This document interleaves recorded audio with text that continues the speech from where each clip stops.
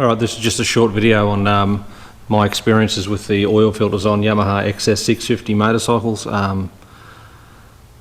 As you can see by the assortment here in front of me, I've built and made a few different types. First of all, these standard gauze filter that comes out of the Sump, mounted to the Sump plate of the XS650, prone to tearing around this end here. So this is like a basic aluminium baffle plate that's people have been making these for years and they just bolt on.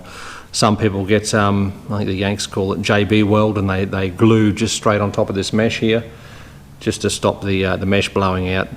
And the main cause of that mesh blowing out along here appears to be over revving the engine while the engine oil's too cold. And then the suction from the pump, which obviously draws down through here, along here, and up to the pump through this hole. It sucks through here in the filter, and obviously this is a weak spot around this end of the filter. And if the oil's too cold and the viscosity is too high, it pulls the mesh in. So these guards, or these people have been gluing these up and making guards with these for years. I'm not a big fan of the strainer. This is an aftermarket one from Mike's XS. I think you can get finer grade mesh on, I think it's a Fuji brand, or better still is OEM Yamaha, but I'm not a fan. It strains out the big lumps. But I mean, a lot of people argue if you're doing frequent oil changes every 1,000 kilometres, that's all that's needed. And obviously it comes with the standard Sump bung, which is magnetic and traps any stuff here. Plus there's magnets on the side of the filter as well. So that's standard fitment to the XS650 Yamaha. Like I said, a lot of people will argue that's all that's needed, but as far as my opinion goes, I think Yamaha could have done a better job of this when the motorcycles were new. I know they're talking about 1969, 1970, but you have to remember that the Honda CB750 came out with a paper element filter, although not a spin-on filter, but the Honda CB750,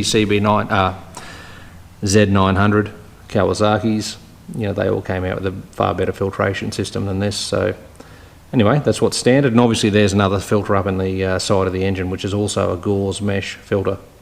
I don't have one of those here to display at the moment, but this is obviously on the suction side of the pump. The one that's in the side cover is on the pressure side of the pump. So, all right. Secondly, another one that I've tried is a Hayden tuning or Mike's XS type filter assembly. That these are usually finned. I machined the fins off this years ago. I wanted to fit a return from an oil cooler just here. So these are just an alloy bolt-on assembly, and they take a oil filter little paper element out of a Honda XR style dirt bike, which mounts on this spigot here. So obviously your oil enters your side cover to the external of the paper filter, through the filter medium, down through this hole, and obviously along here into the main oil gallery along the front of your engine. So usually the filter sits in about here, and this goes in your side cover positioned like that. So like I said, ignore that. I put that in there years ago. But these are quite a good little bolt-on accessory. A lot of people swear by these as well. They love them. So it's either one of those things, you either like the look of them or you don't. And the oil cooling capabilities of this when they have the fins on is really, it's debatable. Yes, it's got to help, but how much is, it's debatable. So anyway, a good little add-on product. I think Mike's still sell these, and Hayden Tuning sell them as well. Well, they used to anyway. Thirdly, this is one I made years ago. So it's a standard XS650 Yamaha Sump plate. And these have also been getting made for years and years as well. I think they first started off in Europe, France or Germany, and they're quite commonplace now. I know Smedspeed in England do them. I think there's a young lady in America I've seen on the XS650.com forum. I think I've seen a young lady over there offers the plates, I think, a new Sump plate design, and I think obviously the mount as well. So I think Smedspeed, they charge like £115. I read online the other day, which is about 230 Australian dollars for one of these. So they get your Sump plate, they modify it. They do a bit nicer job than what I've done. I was too lazy to mount the 4-jaw chuck up in the lathe to do a nice round hole, so I just milled it out. But They machine a nice round hole there, and they give you a filter with it, and they give you the mounting plate as well, the block, which is obviously cross-drilled up through the centre. This bolt here, I did have a ball and a spring in here as sort of like an emergency bypass, which I've now blanked off, and I used that for a while, this assembly, and it worked quite fine. One thing, downfall of these, I suppose, is that I'm not really entirely happy with is the fact that it hangs below your engine. You know, it can be hit with rocks or curbs or speed bumps, that sort of thing. And also the commercially available spin-on filters that people use with these, they use an anti-drainback valve. This filter's on the suction side of the pump, and I'm not a real fan of the filtering is a great idea. It's a far better filter. Servicing's far easier, but the fact that it's got an anti-drainback valve, I can't say that I'm, you know, entirely comfortable with that. I mean, your oil pump has to try and pull oil past that rubber anti-drainback valve in your filter. So I know a lot of people have been running these for years without too much drama, but it's just something I wasn't too comfortable with. So that aside, I decided to make up my own sump filter system, I suppose you'd call it, and a couple of ideas that I'd seen this photo, so I'll put that up there if I can figure out how to do it, on the XS Cafe website years ago. I think it was Vernon Blair runs that site, and it was on a race bike. I don't know, it was a sidecar racer or a track racing bike, but it went into the starter spigot, and it ran a paper filter element, but it was an enclosed paper filter element that still, the whole unit had to be assembled to service the filter. So I thought, look, that's a good idea, and I really liked that idea. So I decided to try and develop that further. I've got a couple of engines here, one just over here on the bench and another bobber, which I don't run starter motors in. So I thought, you know, I've got that void, that space that I can put a filter in, and how can I do it? So basically, I'll move these out the way. So basically I came up with, I wanted a filter that I could spin on and off for ease of servicing. Had to have no anti-drainback valve because it's on the suction side of the pump, and additionally it had to be economical. So I just looked at what I had in the shop here. So I've got a Harley Davidson FXR motorcycle, which runs an Evolution style engine, and they have an oil filter that doesn't have an anti-drainback valve. They filter on the return side from the pump engine back to the tank, but anyway, regardless, I thought I'd try one of those filters because I know I can get those for about, I think it's $4.50 Australian or $5.50 Australian.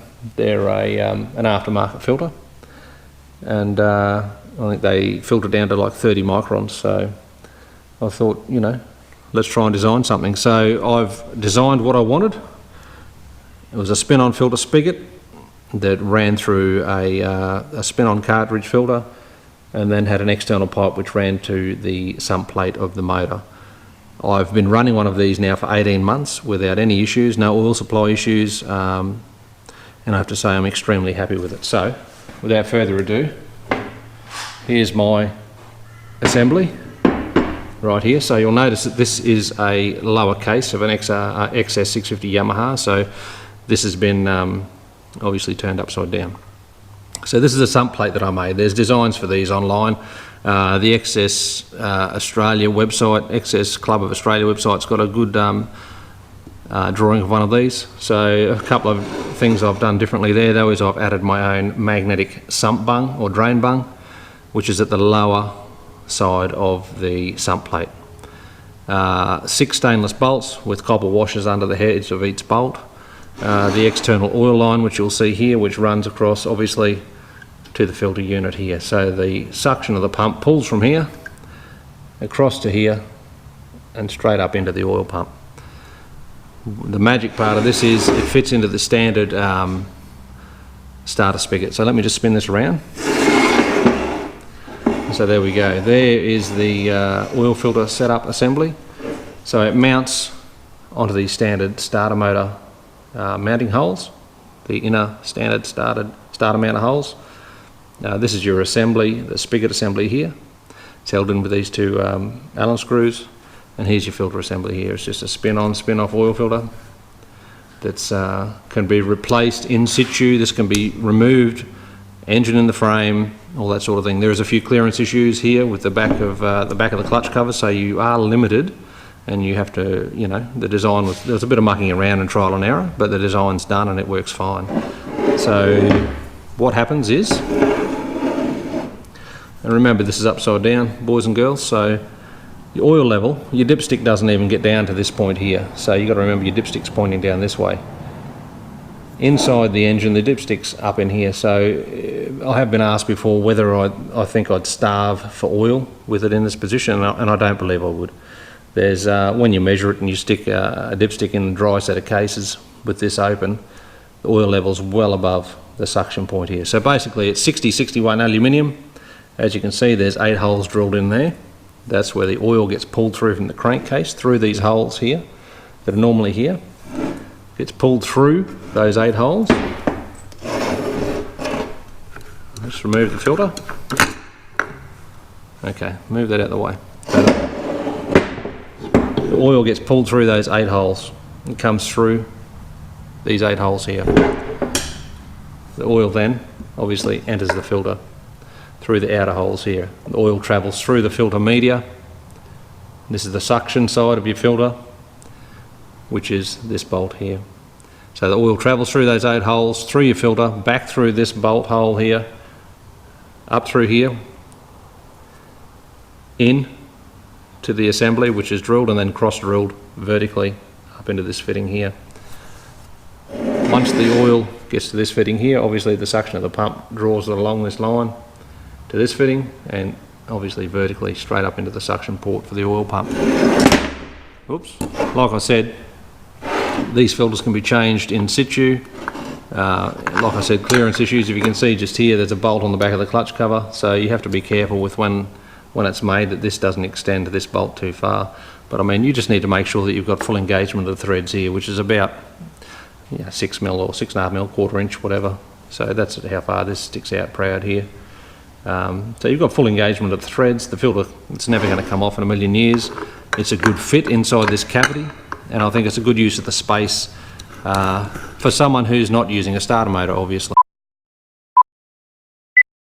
Right, I think it was SmedSpeed I saw online. They take these old starter motor ends and they weld a piece of aluminium in there with the drain bung here. To get the extra oil capacity, I think this is a far better way of getting the extra, I think it's about 300ml of oil capacity inside this filter. This is my idea that I've come up with. Like I said, bolts onto the standard starter motor spigot.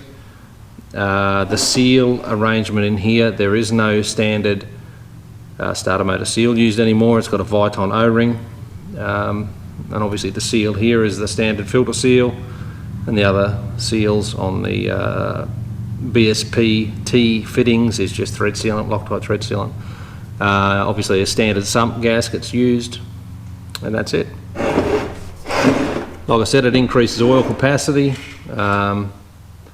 and there's no issues with oil getting to the engine. What I'll do now is I'll assemble this set of cases, and I'll come back and I'll do a bit of a show of you know, ground clearance, how much clearance we've got. Okay, so I've fitted the cases back onto the stand that I've got here. You can see the filter here and the suction line to the sump plate. So I've bolted the cases back together. I'll just spin this around so you can have a bit of a look at how it sits. You can see here the suction line doesn't sit any lower than the casing bolts that already exist in the motor. So yeah, that's it. You can see that it doesn't protrude below the bottom of the engine. It's a nice, clean, tidy fit.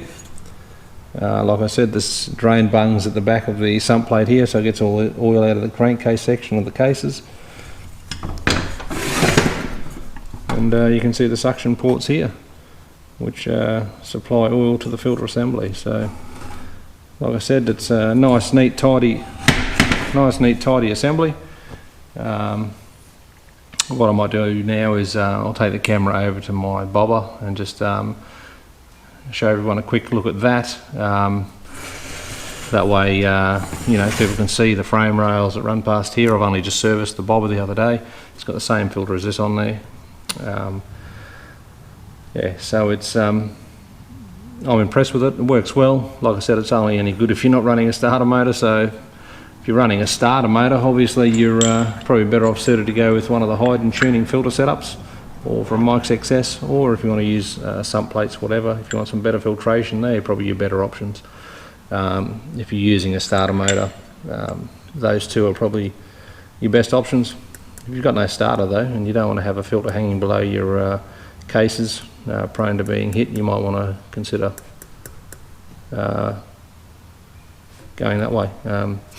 It's just an idea I had. Like I said, it's a pretty basic, simple sort of idea, but it's done what I want it to do. So I'll take the camera over to the bobber and give people a bit of a look at that.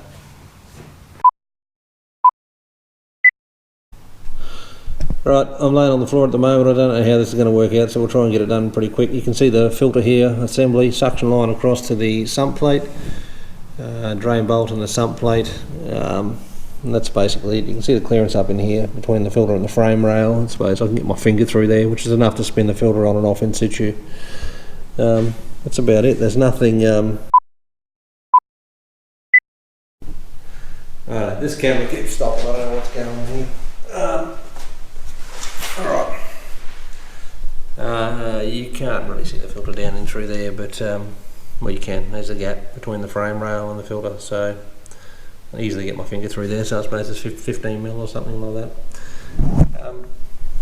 Anyway, that's it. There it is there, filter assembly. There's your spigot, goes in your cases, suction line across to your sump. Alright, cheers, bye.